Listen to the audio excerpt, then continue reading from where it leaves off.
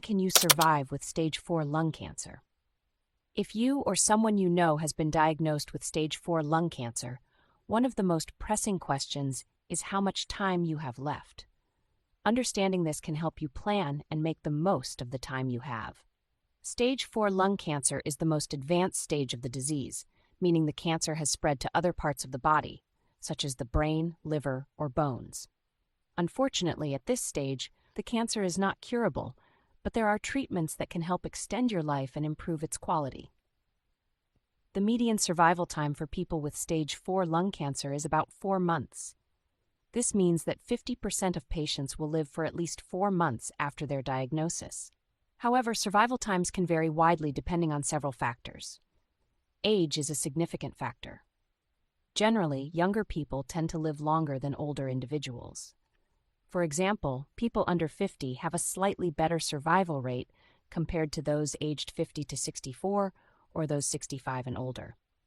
The survival rates are approximately 11% for those under 50, 7% for those aged 50 to 64, and 4.7% for those 65 and older. Your overall health also plays a crucial role. If you have other health conditions or have lost a significant amount of weight before treatment, your prognosis might be less favorable. Women tend to have a slightly better prognosis than men when diagnosed with the same type of lung cancer. The type of lung cancer you have also matters. Non-small cell lung cancer (NSCLC) and small cell lung cancer (SCLC) have different survival rates. For SCLC, if the cancer is extensive, it means it has spread to nearby tissues, lymph nodes, or distant organs, which affects the survival rate. Without treatment, the life expectancy for stage 4 NSCLC is typically shorter, ranging from 2 to 8 months. However, with treatments like chemotherapy, radiation therapy, or targeted therapies, you can live longer and have a better quality of life. Managing symptoms is also important. Palliative care can help alleviate pain, improve breathing difficulties, and address other symptoms associated with advanced lung cancer, making your remaining time more comfortable. In summary, while stage 4 lung cancer is not curable, various treatments and care options can help you live longer and more comfortably. It's essential to discuss your specific situation with your doctor to get a more accurate estimate of your life expectancy.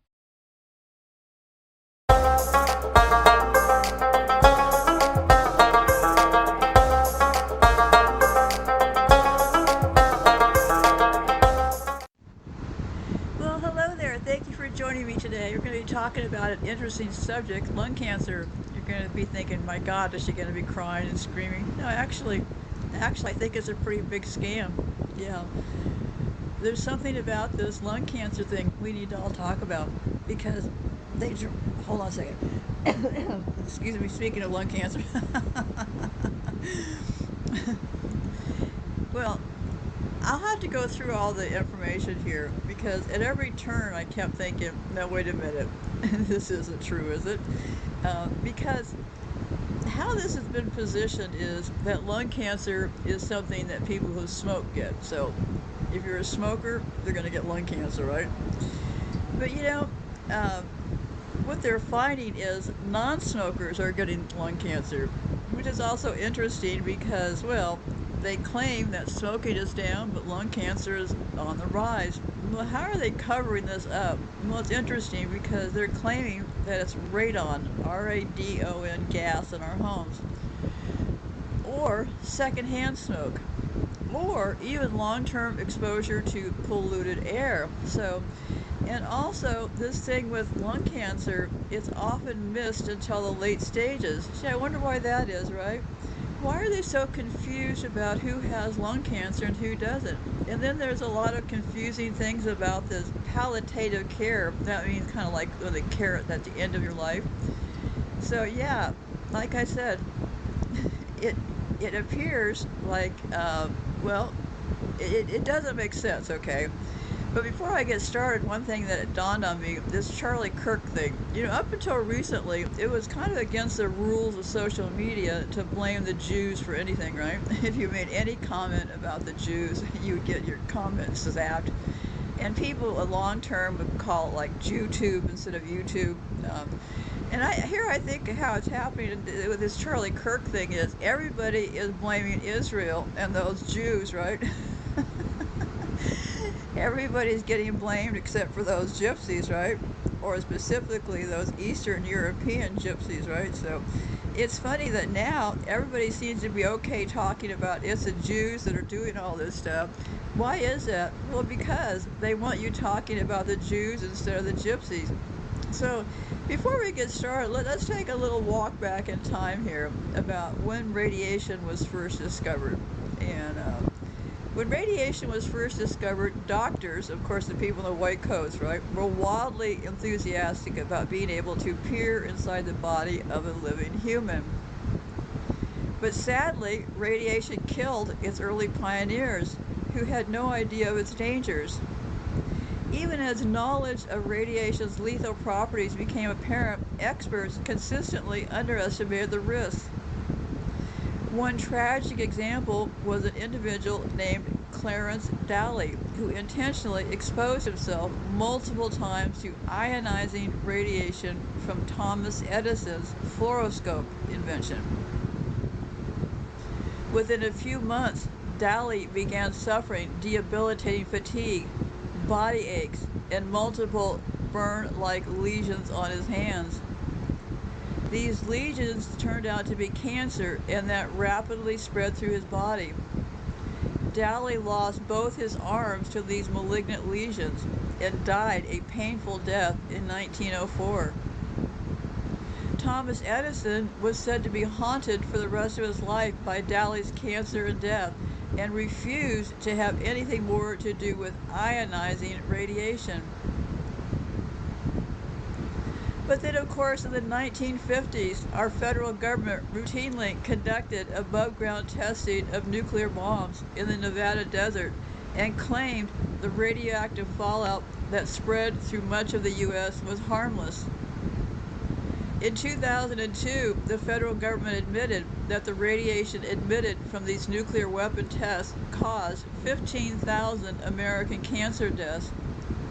Critics claim this number grossly underestimates the actual number of cancer deaths. And also consider all of those people in that region that have been made jokes of forever, the downdrifters, right? The people breathing that have been sick ever since the 50s. And people have done nothing but make fun of those people, right? Yeah, they're all making it up. Well, because this stuff is invisible to see, right? So in May 2002, the edition of Life Extension magazine, this person wrote a tribute to Linus Pauling for his intellect and courage to challenge the federal government's claim that radioactive fallout was safe. Dr. Pauling endured endless persecution from government authorities for daring to interfere with the above-ground testing of nuclear bombs. Our government viewed Linus Pauling as a communist, when this Nobel Prize-winning scientist was only seeking to protect Americans from the cancers he suspected would be caused by the radioactive fallout. Dr. Pauling's tireless efforts eventually resulted in a ban against above-ground nuclear testing by both the United States and Russia, leading him to win his second Nobel Prize. Dr. Pauling is the only person to ever win 2 undivided Nobel Prizes. New Scientist magazine ranks Dr. Pauling as one of the 20 greatest scientists to live, an honor shared with Albert Einstein, Charles Darwin, and Isaac Newton. Well, you have to question his company, but I'll keep reading. So here we are in 2015, and most of the medical establishment remains oblivious to the documented dangers of radiation-emitting imaging devices. This is despite irrefutable data provided by the late scientist John Goffman, Goffman, MD, who worked at the Los Alamos lab inventing nuclear weapons. He went on to discover the existence of LDL, cholesterol, and then campaigned relentlessly to limit unnecessary exposure to medical sources of ionizing radiation. This person went on to say, Dr. John Goffman called me long ago and expressed gratitude that Life Extension regularly warned of the dangers posed by radiation-emitting medical imaging devices. He regretted so few doctors paid attention to the many books he authored documenting higher cancer rates in those exposed to medical radiation. Our dental x-rays even say, person went on to say, my dentist makes me sign a waiver of liability because I refuse to have annual x-rays done. Other dentists refuse to treat me unless I capitulate to x-rays whenever they want to do them. There, of course, is considerable clinical value in dentists being able to view under your enamel. My concern about dental x-rays was partially vindicated when a 2012 study published in the journal Cancer showed that people exposed to annual dental x-rays were twice as likely to develop a brain tumor. Did you hear that? People exposed to annual dental x-rays were twice as likely to develop a brain tumor. This type of tumor is usually benign and can be treated with radiation or surgery if needed, but who wants to go through this?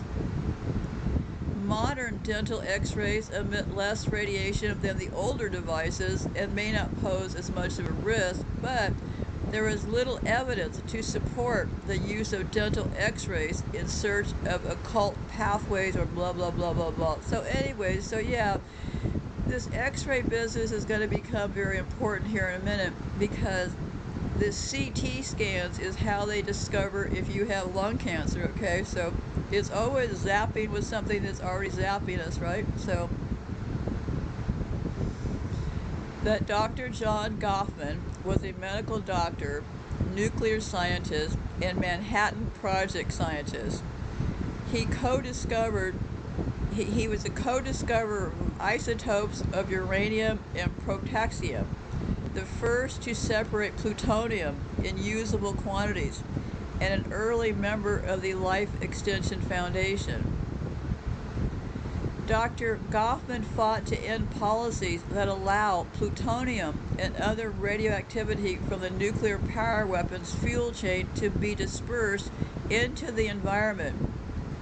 He repeatedly stood up to government pressure to suppress the truth about radiation health images.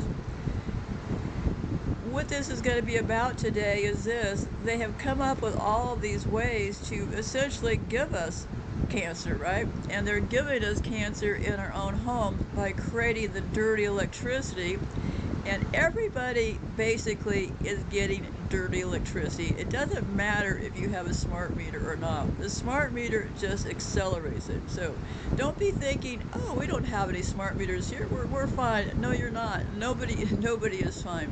And keep in mind, this plutonium, they worked for a long time to discover plutonium, named after their god Pluto, right? So yes, they had to figure out a way to get this dirty electricity into our homes. So what they did was they came out and said, well, we're going to make a nuclear bomb. Well, yeah, but they never used that nuclear bomb on anybody. If you would read carefully when you read about Japan, you will read the words firebombing. They don't say nuclear. They say Japan was firebombed. That's different than nuclear.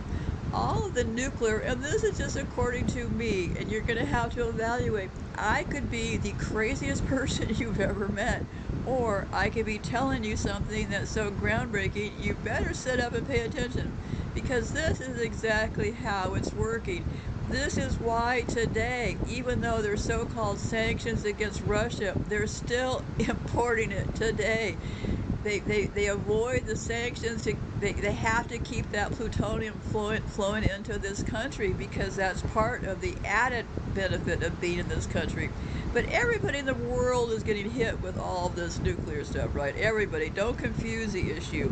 If you're in Bangladesh, you're getting hit. If you're in India, everybody's getting hit. It's just that the United States is the target experiment case first, right? I've been saying for years, we are going down first. So anyway, so this Dr. Goffman evidently was warning against all of this business with nuclear, right? So because of all of these tests, that's how they test you for lung cancer and stuff, by giving you x-ray and CT scans, right? Which I argue are likely either giving you a better dose of it or cranking it up somehow. So Dr. Goffman firmly believed there is no safe threshold of ionizing radiation one should needlessly be exposed to. Nobody should be near this stuff, right? Nobody. So anyway, I have all the information over my website about all this. So um, because they're always talking about things like blueberry extract and DNA repair and all that stuff. Well, I gotta tell you, my house has been under attack, and this lung cancer has been coming on for me for a long time now. I have miraculously pretty much fought it off for the last 5 years.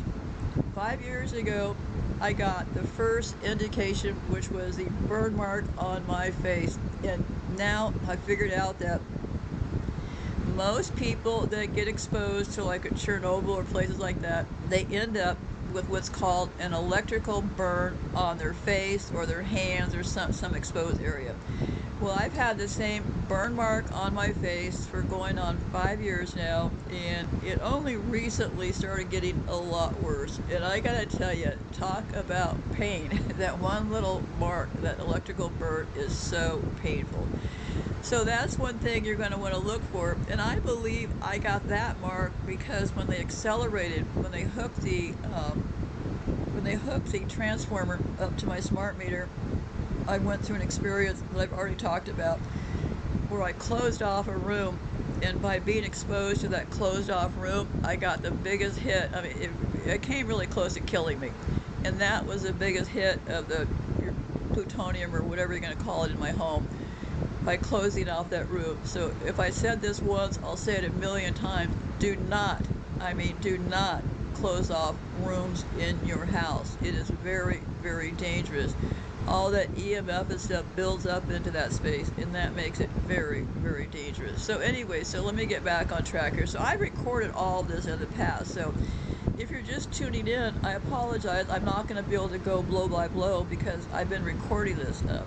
What happened recently was that the first sign that I got that it could be lung cancer was when I went to move my arm, and I got this horrible popping in my rib cage, okay? So I recorded a show about that and talking about that because I found other people that was their first sign, by something popping in the rib cage, okay?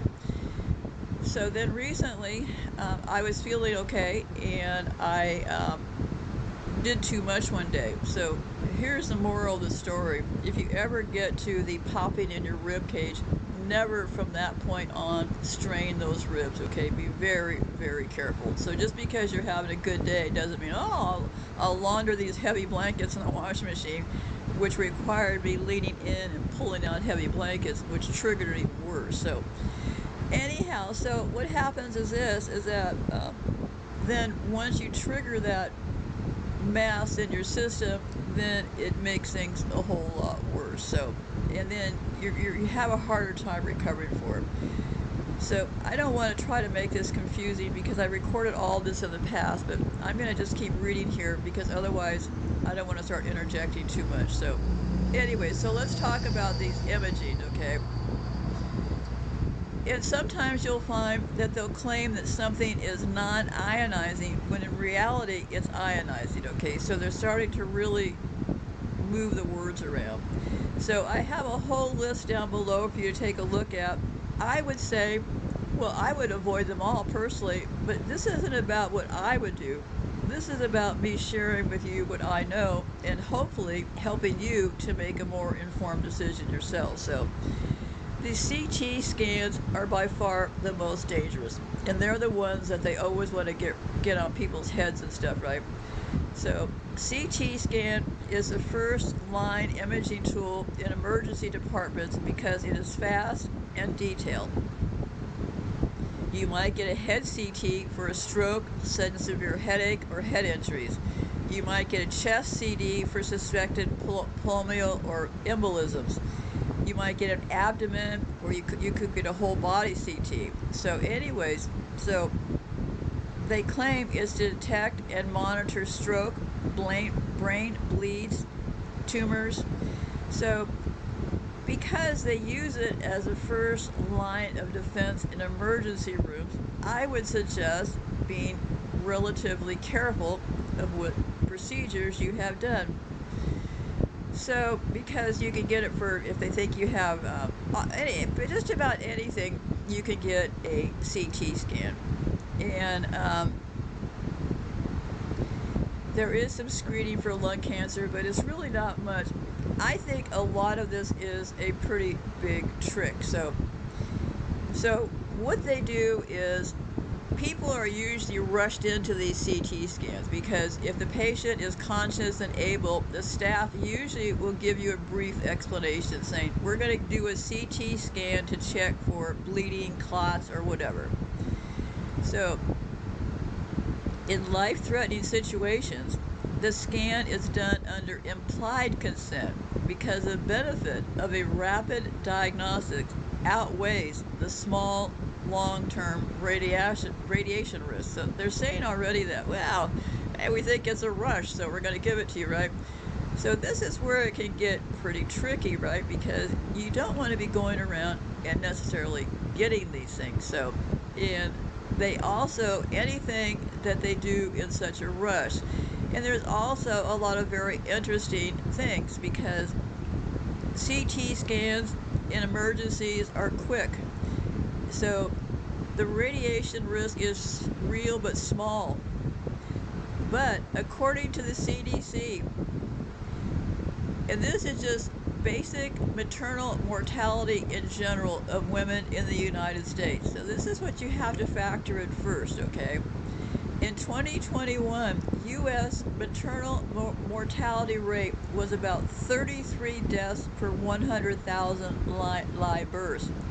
That is 2 to 3 times higher than in Canada, the UK, and most of Western Europe. And this risk is much higher for black women. In some years, 2 to 3 times the rate of white women. So many deaths occur after delivery. So the United States has a lot of deaths, okay? Countries such as Norway, Germany, Japan, Austria, fewer than 10 deaths per 100,000. So you have to also weigh out these other things because why are so many women with maternal health dying within the system?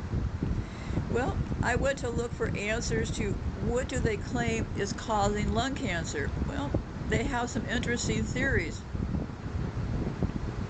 They claim radon, R-A-D-O-N, and radon is a naturally occurring radioactive gas produced by the decay of uranium in soil and rock. It seeps into homes through basements, crawl spaces, cracks, and sump pits.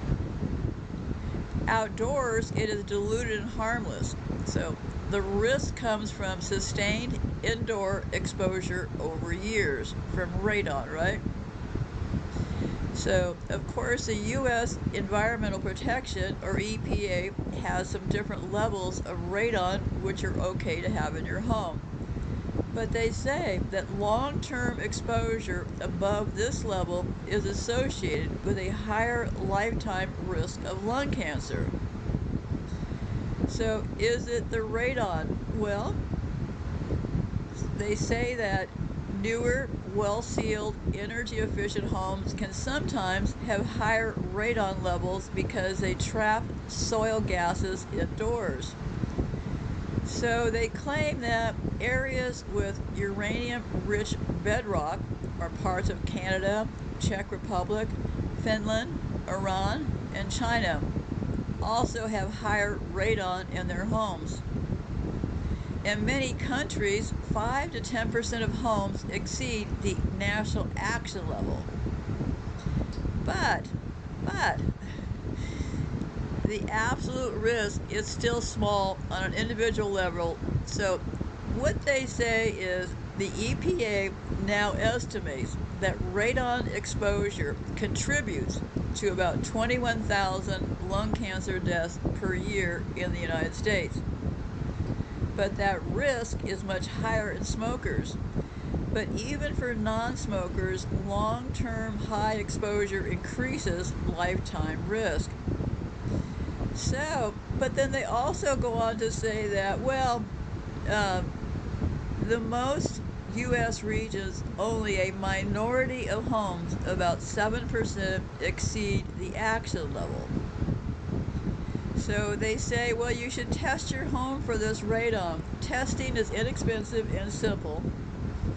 And you can find that everybody is in support of this radon business, right?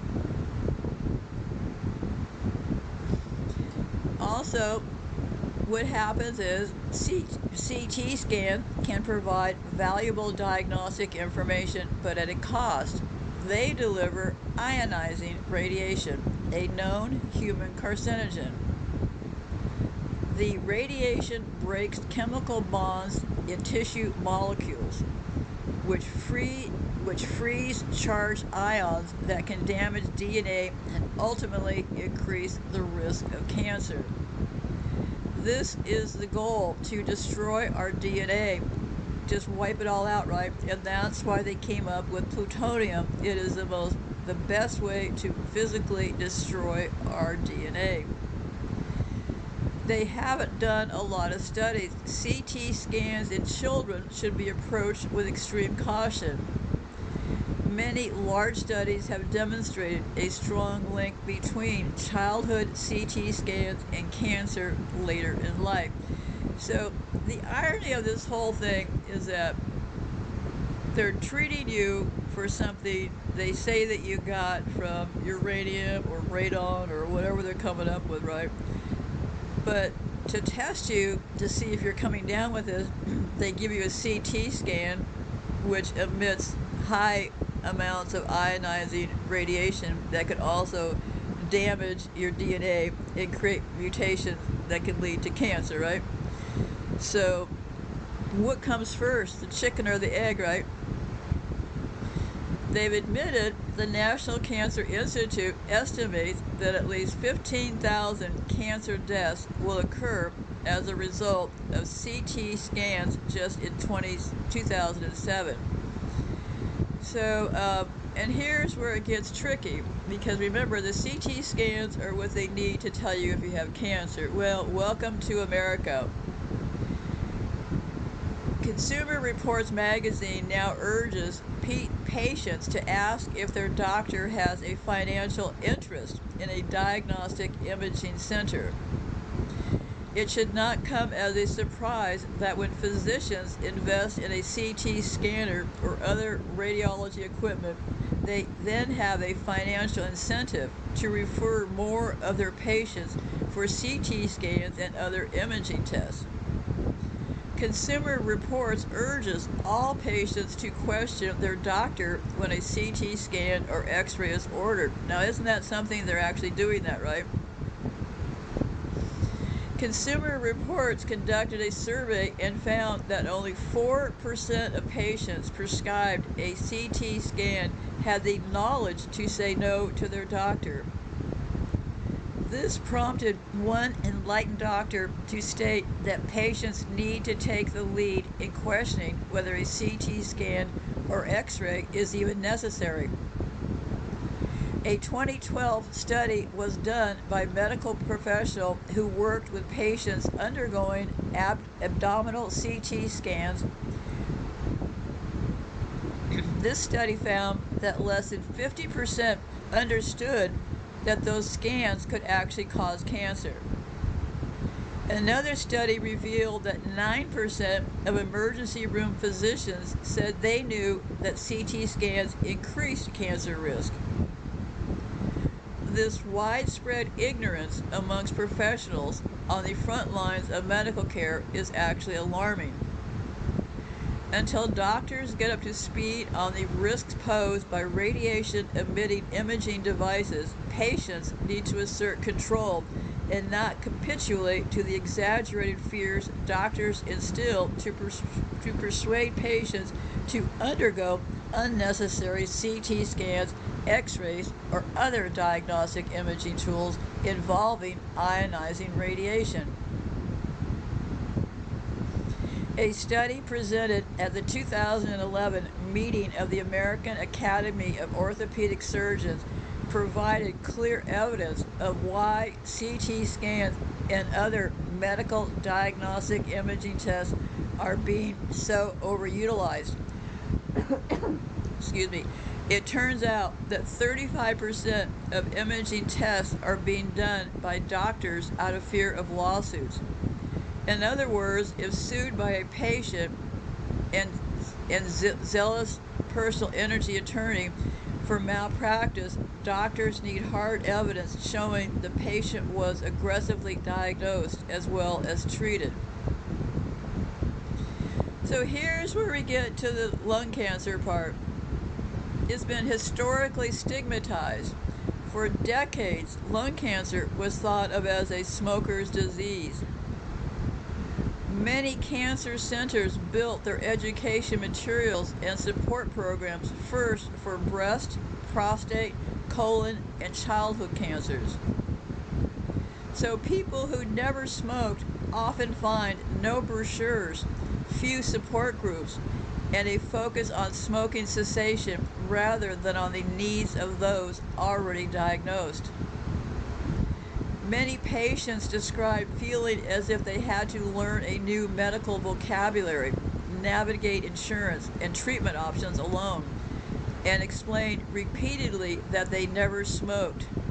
And this is where I think the whole trick is, right? Because even if you did smoke, that they have this really convoluted way of saying things like, well, yeah, it's kind of been creeped, but I've kind of had it. So even if you smoked 15 years ago, they have a way to blame it on you, right? So imagine you get lung cancer, right? And everybody is essentially giving you the side eye thinking, yeah, they probably gave it to themselves. It's really a shame that they smoked those cigarettes all those years. I tried to warn them, but hey, well, I guess they're paying the price. So yeah, so they really twisted this whole thing around into a blame the patient, right? So who can get access? Well, there's some targeted therapy for pills for lung cancer. They can cost tens of thousands of dollars per month. So even in countries with public health care like Canada, patients sometimes face delays in confirming coverage or accessing new targeted drugs. Many people start chemotherapy first simply because it is more immediately accessible, then transition to targeted pills when coverage or drug supply is arranged. So what happens first? If no pill is available, you get the initial chemotherapy. Maybe you might get the first targeted pill. If you get a good response, maybe 1 to 2 years. Maybe repeat, maybe sometimes radiation, maybe this, maybe that, right? So when you get these pills, you might get rapid symptom relief, like your cough might stop, your breathlessness within days or weeks after starting an effective pill. But you get these cycles of hope and setback each time a drug eventually stops working. And as part of this, you also get regular imaging. You get CT scans every 3 to 4 months, sometimes PET, or sometimes brain MRIs to monitor for progress. Lung cancer can progress without obvious new symptoms. Routine scans often detect changes before the patient feels them.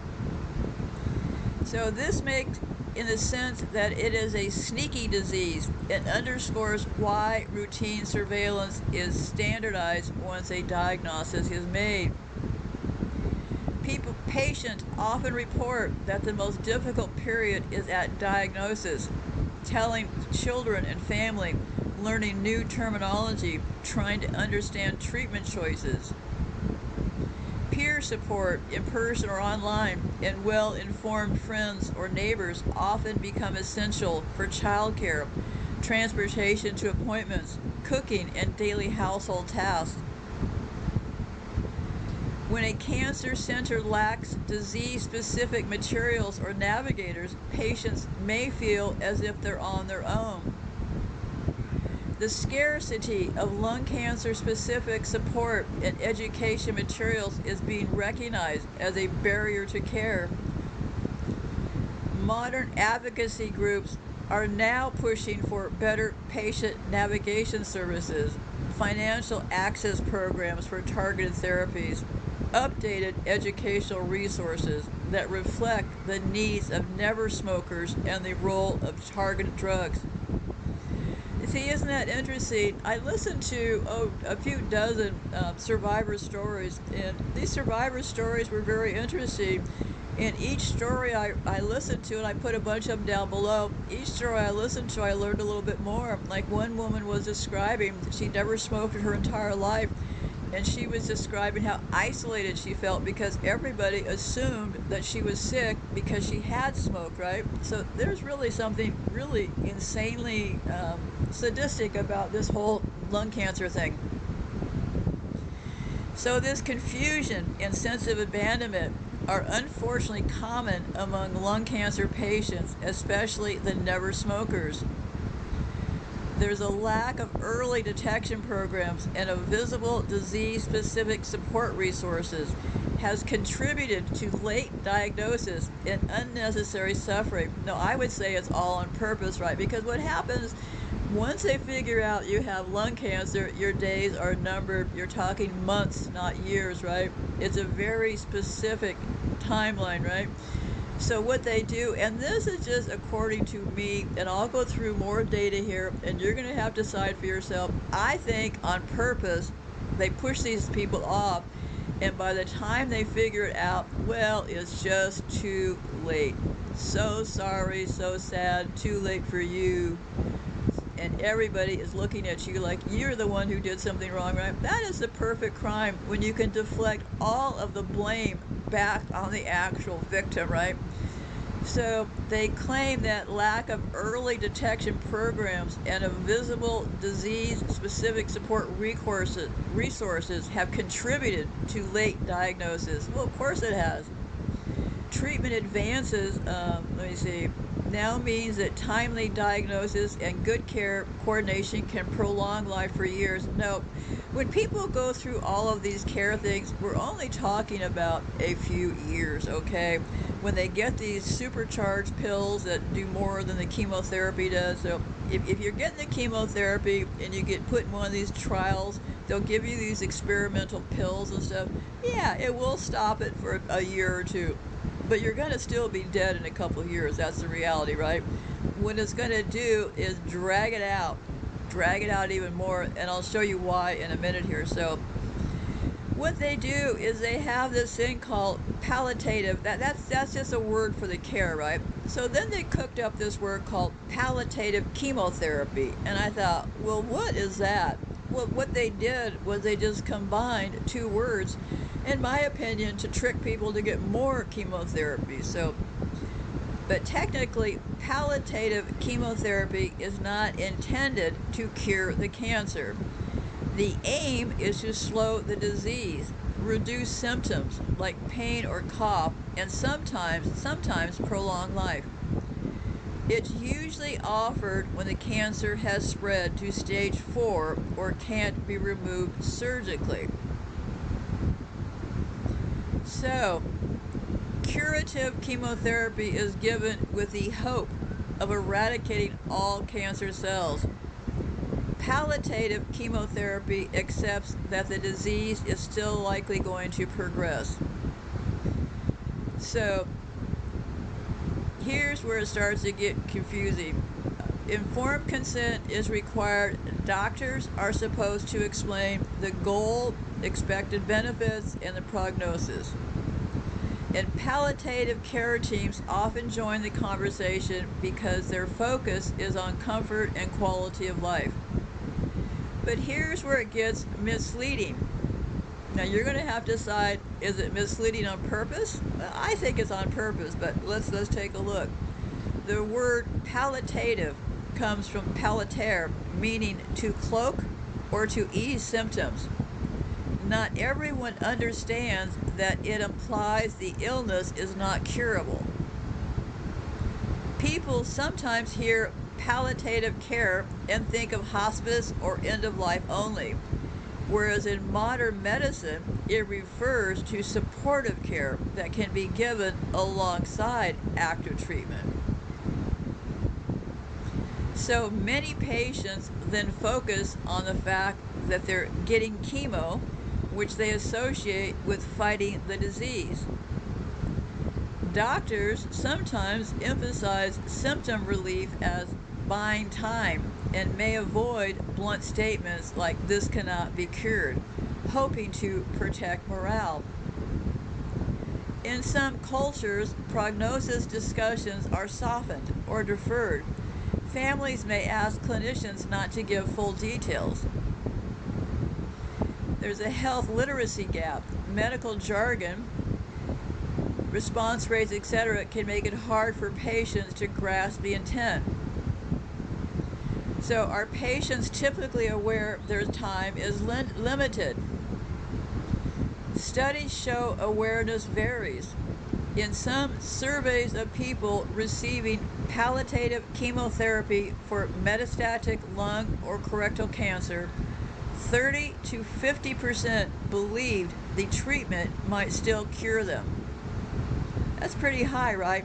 30 to 50% of these people getting this palliative chemotherapy, which is not intended to cure, but there's confusion over the word. So 50% might think it might still cure them. Those misperceptions were more common when clinicians had not explicitly used words like incurable or end stage.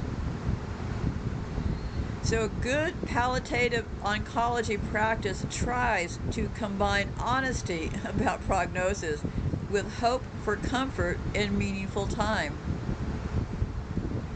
So this treatment cannot remove the cancer. It may help you feel better and possibly give you more time, but the illness will keep growing.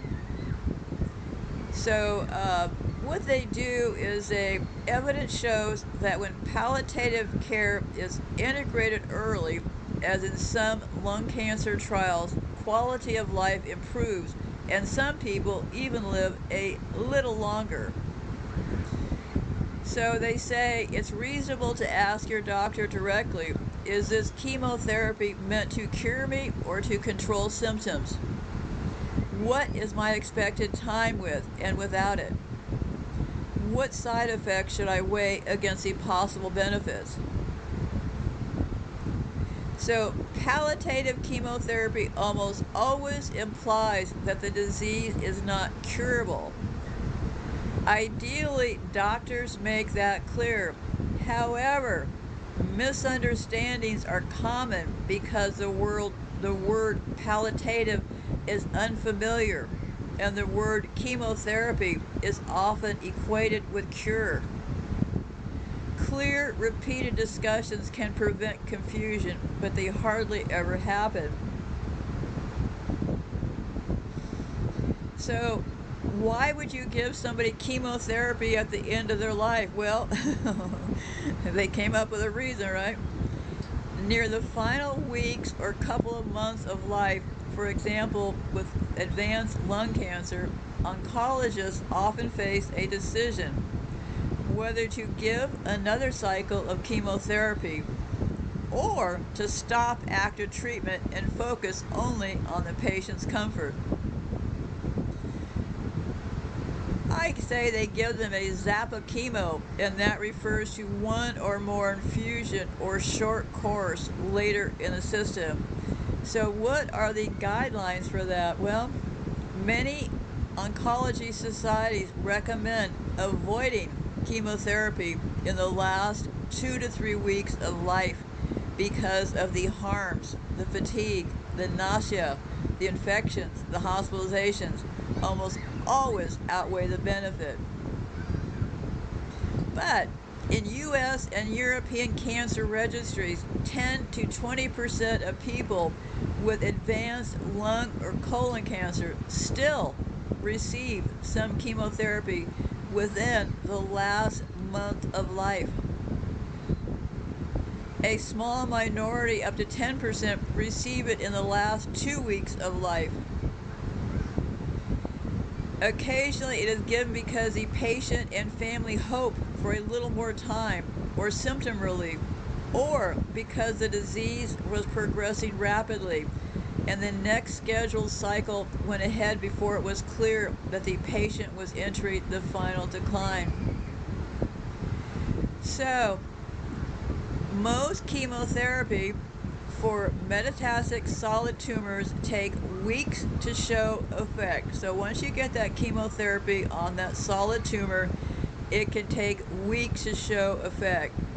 But, so in the last weeks of life, there is usually not enough time for it to shrink the tumor or improve the symptoms. Instead, it can cause side effects, low blood counts, infections, nausea, weakness that reduce the quality of life and sometimes shorten survival. So yeah.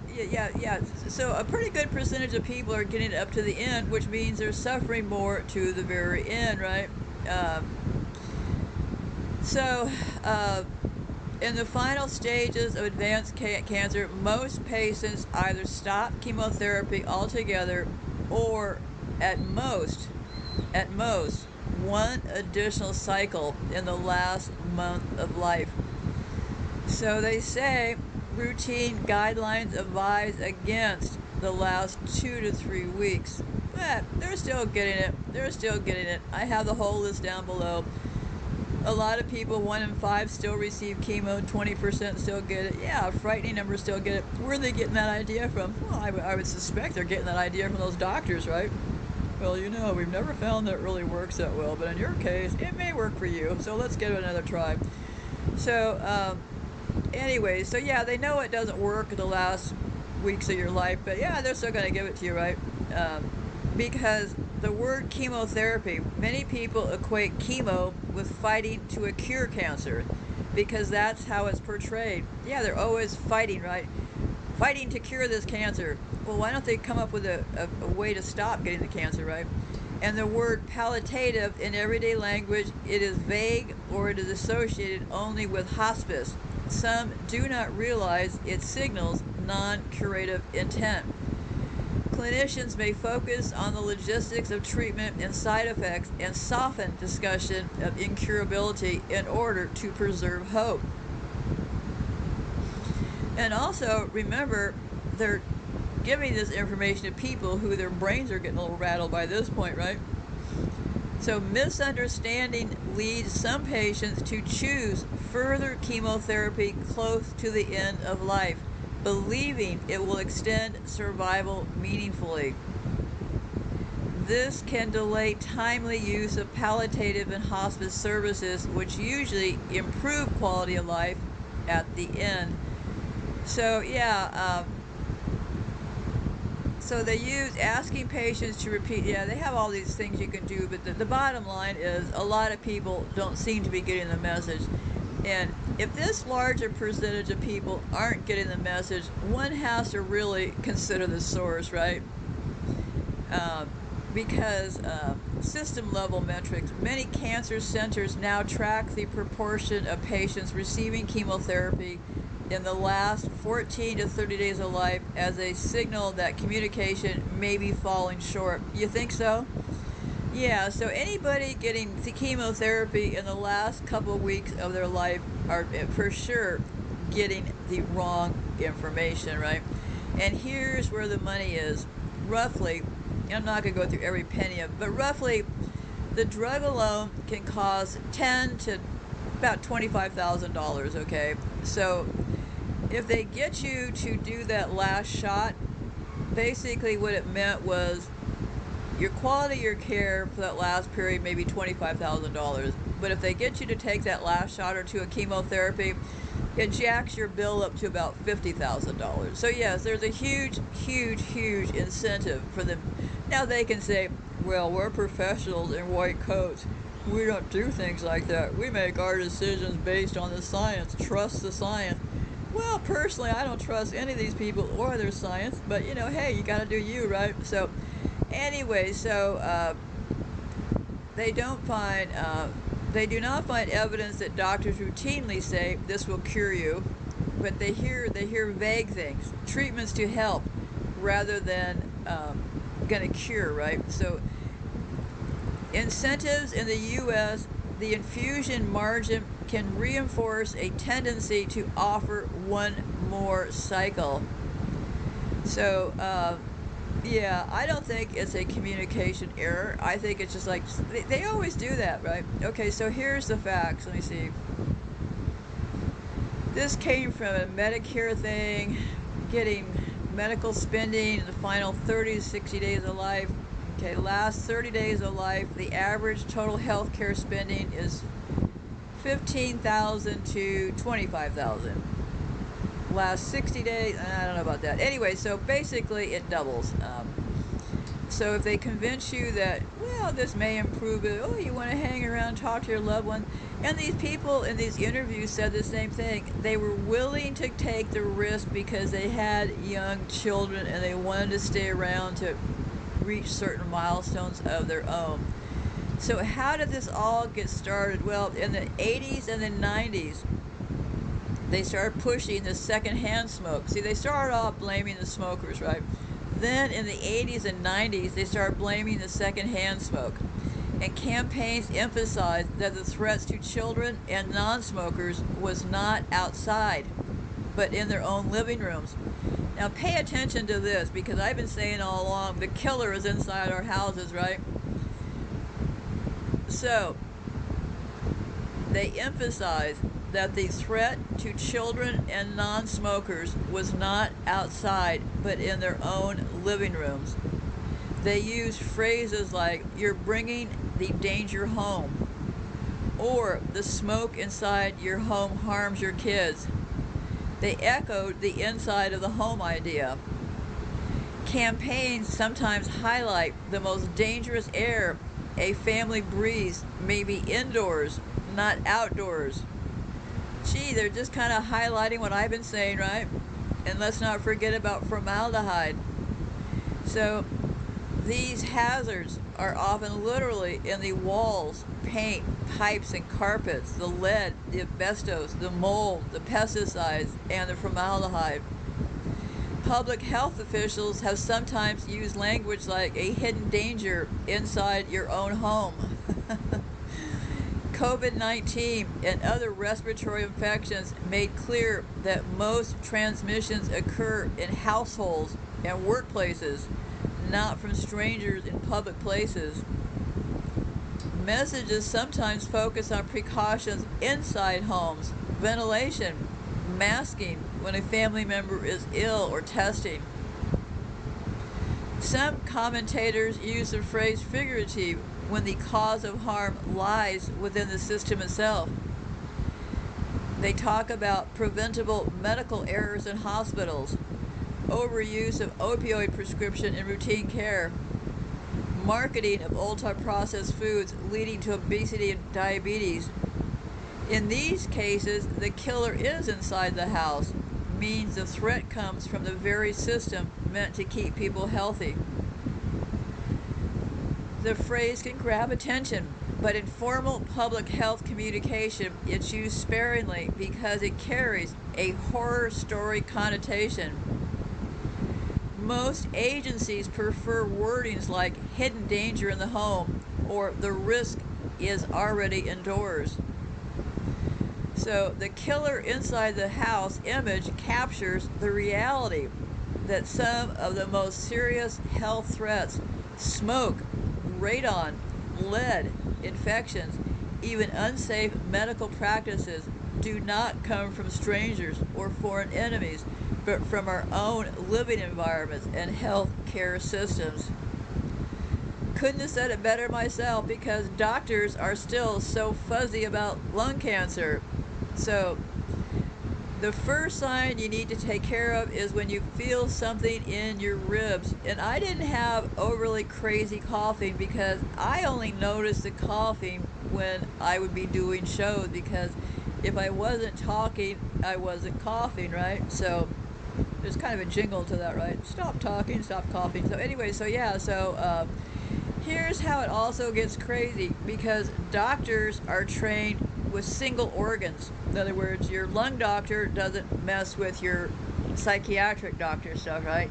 So by keeping it single organ, they can also do the same thing the historians do. They can miss a whole lot of things. I used to find that weird when they had me on all those pills, that one doctor didn't really care what the other doctor gave you. So I've talked about this rib popping thing. I talked about it a long time ago.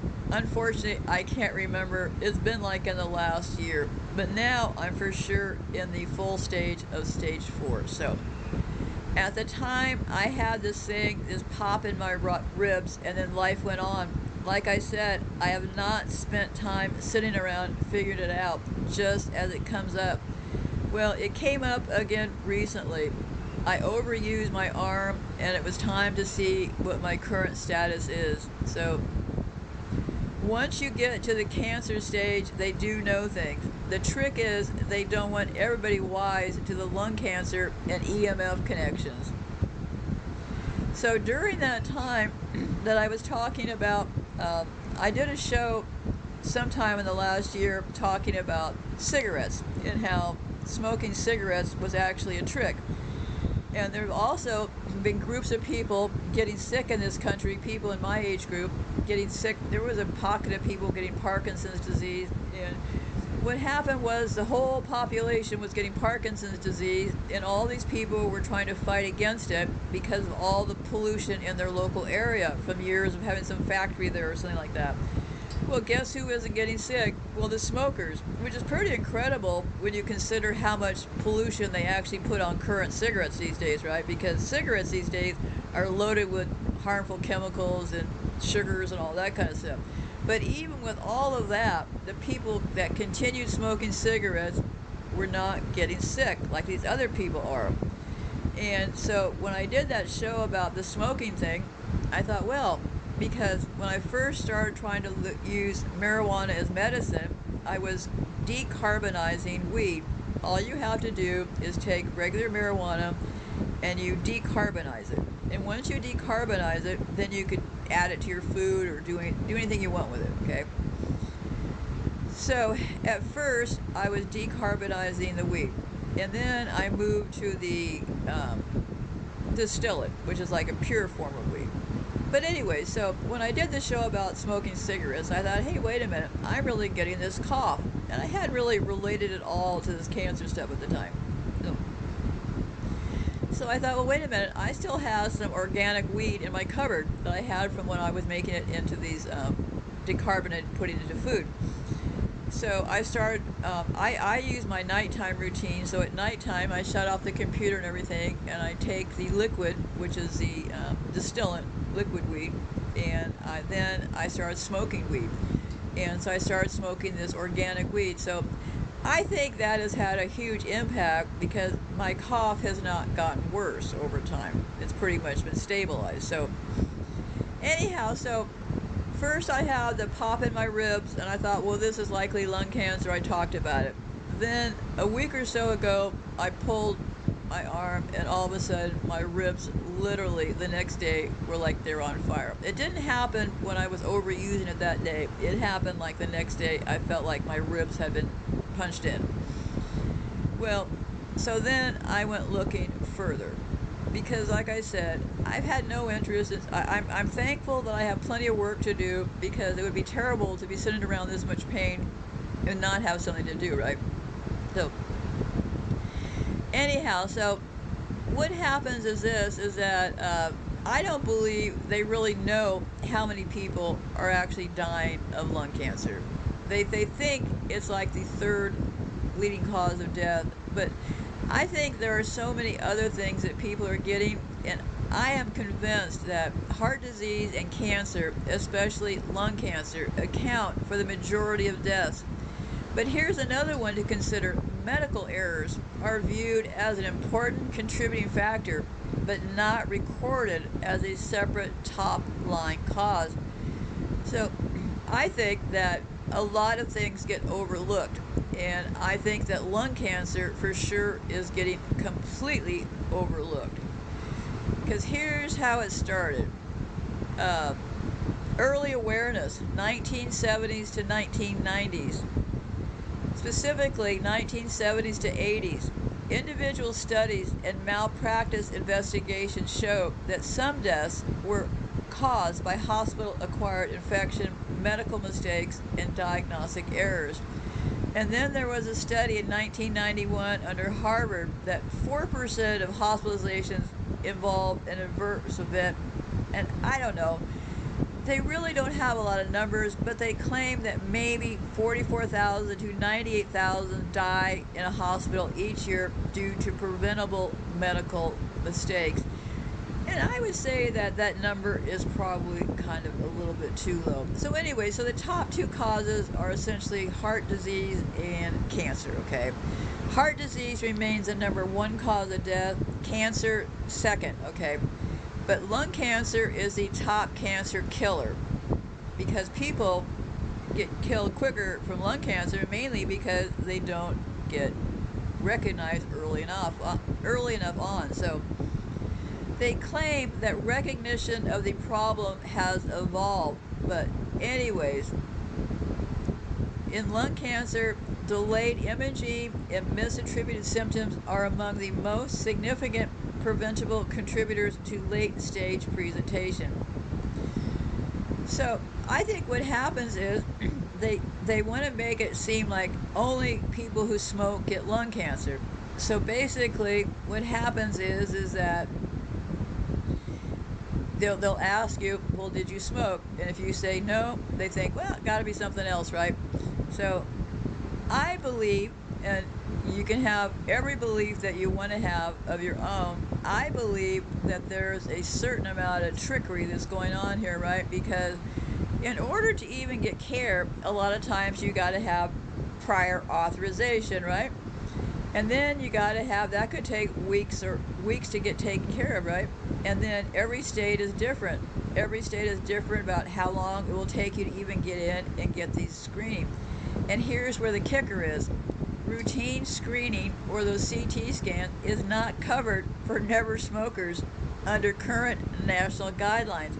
So under guidelines, they don't even want you tested for if you've never smoked, right? So yeah, I believe the system is stacked against it because never smokers aren't eligible for screening CTs even with insurance. And uninsured people rarely pay for it out of pocket. Even a basic doctor visit, chest x-ray, or CT scan can prohibitively expensive without insurance. So people without insurance often wait until symptoms are severe, like breathlessness, weight loss, and pain, before going to a clinic or emergency department. And walk-in clinics or urgent care places will give you typically antibiotics and advise follow-up that the patient can usually not afford. So here's where you want to pay attention to these symptoms: mild rib pain, shoulder ache, fatigue. When symptoms worsen, the person may go to an emergency department or community clinic. They may get basic imaging like a chest x-ray, but it's inconclusive. But if it's inconclusive, a CT scan or biopsy may also be delayed because of cost and lack of an established primary care provider. By the time advanced imaging or specialist evaluation occurs, the disease is already stage 3 or 4. Research has consistently shown that uninsured patients with lung cancer are more likely to be diagnosed at later stages and have worse survival compared with insurance patients. The problem is compounded even further for never smokers, whose initial symptoms are often vague and not recognized as possibly cancer. So everywhere you look is kind of rigged did not give you anything, right? So in the U.S., a never smoker without insurance who develops subtle early signs of lung cancer faces a much higher risk of later diagnostics. Cost barriers, lack of screening eligibility, and delays in getting CT scans or specialist referrals all contribute to this gap. And it can make the difference between potentially curable early stage disease and advanced. So, why do people lose weight? This had me stumped for quite a long time. I've lost a lot of weight, and so have the cats have lost a lot of weight too. Lung cancer can cause weight loss through several overlapping mechanisms. Cancer cells grow rapidly and use more energy and nutrients. The body diverts calories and protein toward the tumor. The tumor releases different things that alter metabolism. These signals increase the body's energy expenditure and break down muscle and fat, even when calorie intake is adequate. So it also reduces hunger. Some patients feel full early or lose their taste for food. Advanced lung cancer can cause shortness of breath. You hear me? Well, here's the thing. This is not my real life, right? So I have to bring some humor back to myself because I never thought anything would be this painful. And I don't have any really scientific things to say about the condition I'm in right now, except for the holy crap, this thing has gotten real. So, yeah, you got to kind of laugh because remember, in the end, we're going to just sail away and leave these sick bodies behind. But in the meantime, we must try to help other people from getting so sick, right? So if I have to crawl to this microphone, I will keep talking because if you will listen and stop using your electricity and all those things, you have a better fighting chance on the game board. So let me keep reading here. So muscle waste plus weight loss. Yeah, you really do get skinny. No Ozempic required. Excuse me. Unfortunately, people without insurance may delay seeing a doctor, thinking they just need to eat better, allowing the cancer to progress. So, yeah, because they may try to manage on their own and delay medical attention, weight loss often signals that the disease is already advanced.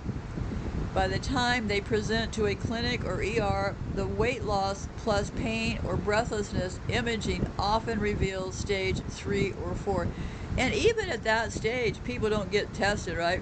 Even if you walk into an emergency room gasping, if they say, "Are you a smoker?" and you say no, boom, you're out of the test, right? So, anyway, so yeah, I think that unintentional weight loss in someone with ongoing chest or respiratory symptoms is an important warning sign. It reflects underlying metabolic changes from the cancer and is not simply due to not eating enough. For people without insurance, this symptom unfortunately often appears late, by which the disease is usually advanced. Yeah, they have a million ways to blame people, right? Well, if you'd only eat a little bit more, you wouldn't be so skinny and so sick and have this cancer. I mean, they're just victimizing all over this thing, right? And so low-dose CT screening is offered only to people with a substantial smoking history. Never smokers with persistent symptoms are not screened unless they already have a reason, like an incident finding or a red flag symptom. This means a tumor can grow undetected until it produces clear signs. So yeah, in primary care, cough, mild shortness of breath, shoulder or chest discomfort are often attributed instead to infection, asthma, or reflux, or musculoskeletal strain. For a smoker, a physician may think sooner about cancer and order imaging. For a never smoker, doctors often try 1 or 2 rounds of routine therapy first. So yeah, I hope you'll listen to some of those stories I have down below. Those people, one woman, it was so bad that before she got her diagnosis, and then once she got the diagnosis, it only got worse. Like they gave her this cancer treatment that made her lose all of her hair, and then after she lost all of her hair, oh well, that was the wrong medicine. Yeah, I mean, really, they said that was the wrong medicine. So I guess you didn't have to lose all your hair and go bald, right? And then after this delay, after that delay, I mean, the things that these people go through is literally mind-boggling. Okay, and each doctor is telling this stuff with a straight face, right? That's why I think it is, in fact, a plot. 100% a plot. So yeah, so under current systems, being a never smoker can make lung cancer harder to recognize earlier. Not because the disease is different, but because the threshold for imaging is higher. That gap is now recognized as a problem in public health and clinical guidelines. But it remains a key reason today why many non-smokers are diagnosed at a late stage. Well, also remember, this is about eugenics, right? Why would they want to tell people early on? Because the whole idea is to kill us with cancer and radiation and stuff, right? So I don't know. Why would these doctors even want to warn us, right? They're here to kill us, not help us, right? Because many physicians initially suspect common causes like bronchitis, post-viral cough, asthma, and reflux. They may prescribe inhalers, acid reflux medications, or antibiotics first, especially if there are no obvious red flags such as coughing up blood, severe shortness of breath, unexplained weight loss, or chest pain. I went into a doctor when I was trying to get off of all those pills and stuff, and one of the symptoms I had was that I gained a whole bunch of weight. I gained like, a huge amount of weight. To me, it was like 20 or 40 pounds. When I went into the doctor about it, keep in mind the doctor was also quite fat himself, and so were the nurses. They said, well, everybody your age gets heavy, just deal with it, right? So then I got so sick that I lost a huge amount of weight. I mean, I dropped off like 40 pounds. I mean, I was like bones in. They were almost high-fiving me. Hey, how'd you do it? What are your secrets? So doctors really don't know much, right? So uh, anyway, so if the cough or other symptoms persist beyond about 4 to 6 weeks, or if there are concerning features like coughing with the blood and pneumonia, or the unexplained weight loss, the doctor usually orders a chest x-ray first. And that's after 4 to 6 weeks, okay? If the x-ray shows anything suspicious, a nodule, mass, or an area that doesn't clear after antibiotics, the next step is usually a CT scan of the chest, which is much more sensitive to finding small lung tumors. In many clinics, the time from the first appointment to a chest x-ray can be days to a couple of weeks. If the initial treatment course is tried first, that can add several weeks. So then, if the CT shows a suspicious lesion, the patient is then referred to a pulmonologist or a specialist for biopsy. The whole diagnostic process from the first visit to a confirmed lung cancer diagnosis can range from a few weeks in urgent care to 2 or 3 months if initial treatment for presumed infection is tried first. So why the delay is common for non-smokers? Well, screening programs like the low-dose CT are recommended only for people with a long history of heavy smoking. Doctors therefore have a lower initial suspicion for cancer in never smokers. Non-smoker lung cancer, especially adenocarcinoma, can grow slowly and appear to subtle nodules that don't dramatically appear as symptoms at first. For a non-smoker, it's common to be treated first for presumed infection or airway inflammation. Persistent symptoms, usually more than 4 to 6 weeks, like coughing up blood or worrisome imaging, usually triggers a more aggressive. And that takes weeks and months after that. So by the time you get to the symptoms, hey, sorry, you only have a couple weeks to live. Only we caught this sooner. Yeah, it's pretty, well, I would have to say it's pretty evil. And all along the way, these people are patting your hand. Yes, we here at the Cancer Center, we really care about you. As we, the reason you throw up from chemotherapy and stuff, well, when you ingest poison, your body knows to throw that up, right? So when you're ingesting chemotherapy, it is in fact poison, right? So that's exactly why you start throwing up, right? So that was one of the first symptoms we had around here, was the cats were throwing up. So how does it happen? Well, most of the common types for never smokers starts in the outer lung and may grow silently for a long period before causing any cough. So coughing is common but not universal. Yeah, I didn't cough unless I was talking, so I didn't necessarily notice that I had a cough. If I hadn't been recording these shows, I really wouldn't necessarily notice the cough part, right? But over time, I've had to move the microphone, which used to be quite a distance from my mouth, to now the microphone is literally only a couple of inches from my face. So anyway, so yeah, basically, even if you go in and you got the cough or something like that, it could take 5 to separate appointments, 3 to 4 different doctors, 2 to 4 months. Yeah, by the time they have figured this out, well, too bad, you're dead. So yeah, I don't know, maybe I'm too sinister. That could be part of it, right? Maybe I am just too sinister. That could be part of the problem. Or I could be crazy. That could be another problem. Hang on a second, I can put this on hold for a minute.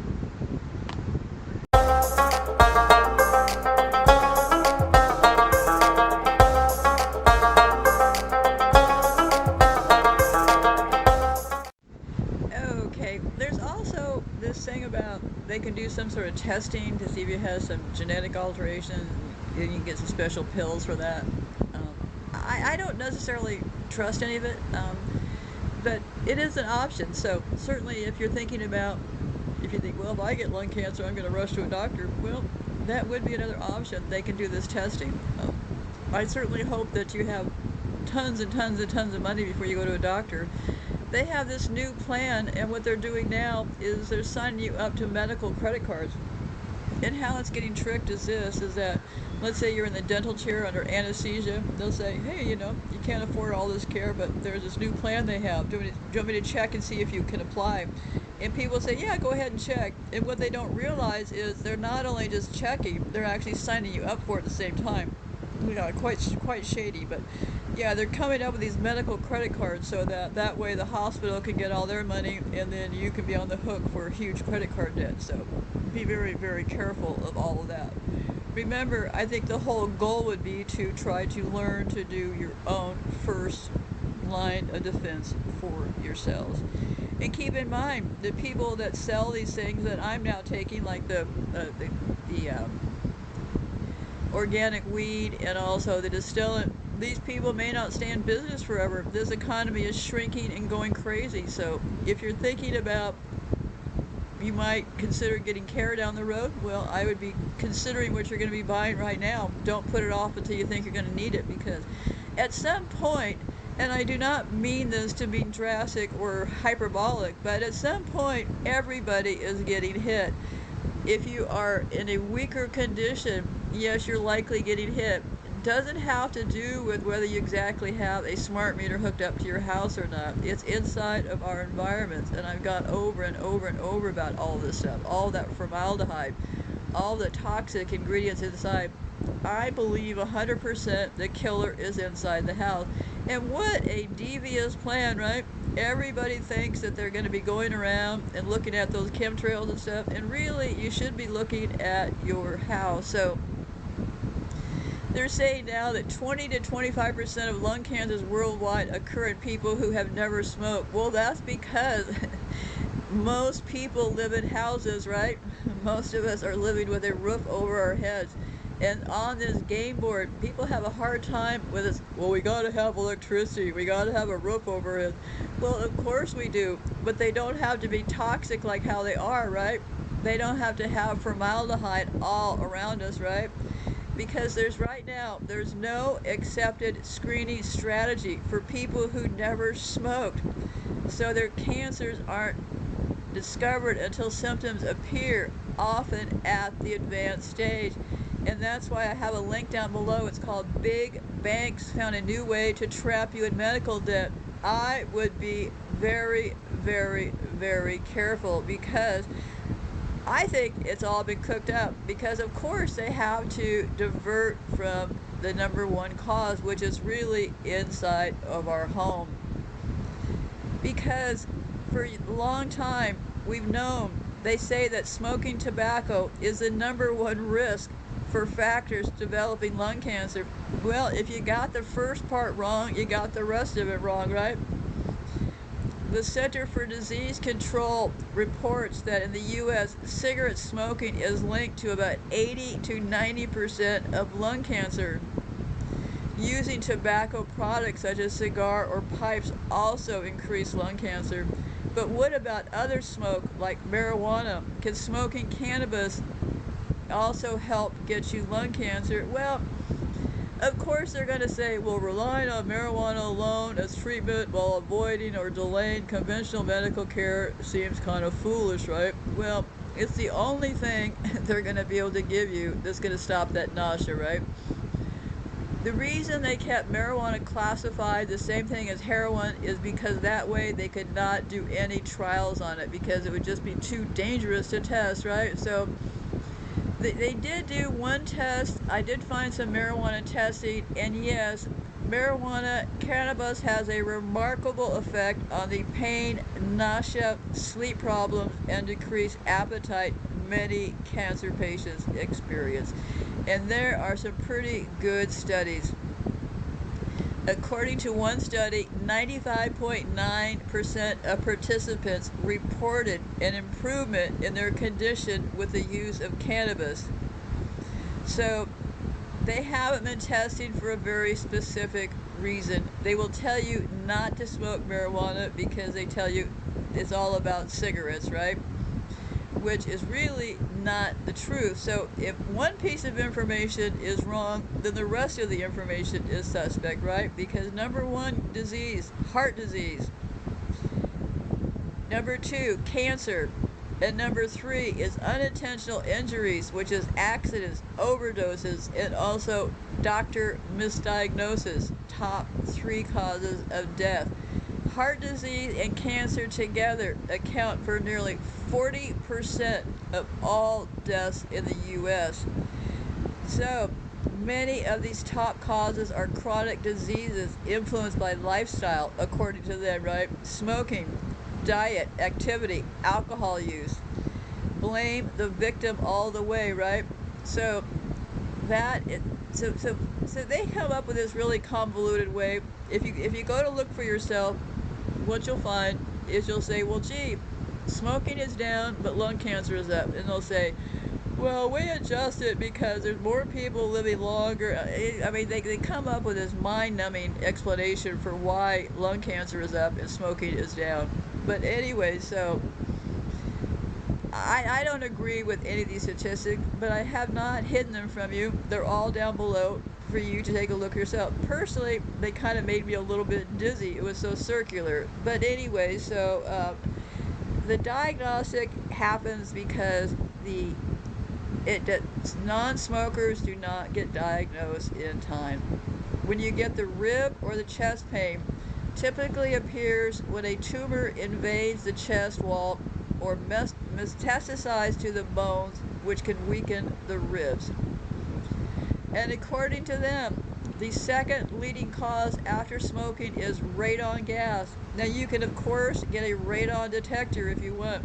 Here is the risk. If somebody tells you, well, you know, I was reading the other day that it's really the radon in your house. You people talking about this other stuff are really kind of crazy. So I suggest you get a radon test. So then if you say, well, no, I read about radon tests, I don't think they work. Well, you seem to be in a lot of denial now, aren't you? See what I mean? So everything they have is kind of will backfire on you, right? So if you get the radon test and it shows nothing's going on in your health, well, see, we told you it was all in your head. So anyway, so what happens as a tumor grows? It invades the pleura, the lining of the lung and the chest wall. And then it also spreads to the bones, commonly the ribs, the spine, or the pelvis. When the cancer cells invade the bone, they make it weaker and more prone to fracture. Be very, very careful. So, because the ribs have been weakened by bone metastasis, so you got to be really careful as far as any falls or anything like that. So, bone involvement by lung cancer usually means the cancer is at an advanced stage 4. So yeah, you can pretty much tell if your ribs and your bones hurt and stuff. Yeah, pretty close to tell you got lung cancer, right? I think you could pretty much skip the test, but that's entirely up to you. If you have new or severe rib pain in a person with lung cancer, it should always be reported and treated immediately. So yeah, they say rib pain triggered by small movement is not a typical early sign. It usually appears when the disease has reached the bone. This is generally an advanced stage, but prognosis depends on the type of lung cancer and overall health. If someone notices new, persistent, localized rib or chest wall pain, especially with known lung cancer, it should be assessed urgently by the oncology team. Yeah, so anyhow, so yeah, once you got that shortness of breath, the bone pain, and all that stuff, yeah, it's stage 4. And it's interesting, like I said, that they put up all these tricks, right, that keep people from even figuring out if it's really stage 4 or not, right? So what's the survival on all of this? Well, for people with advanced non-small cell lung cancer who did not receive therapy, survival is usually 3 to 6 months from the time it is clearly stage 4. If the cancer is aggressive or if the person's general health is very frail, the time can be shorter. Some people live longer than a few months, especially if the cancer is slow growing or if they've received good palliative care for symptoms. So, when lung cancer has reached the bones and no further cancer-directed treatment is planned, time is often limited to months rather than years. So yeah, you get pretty tired.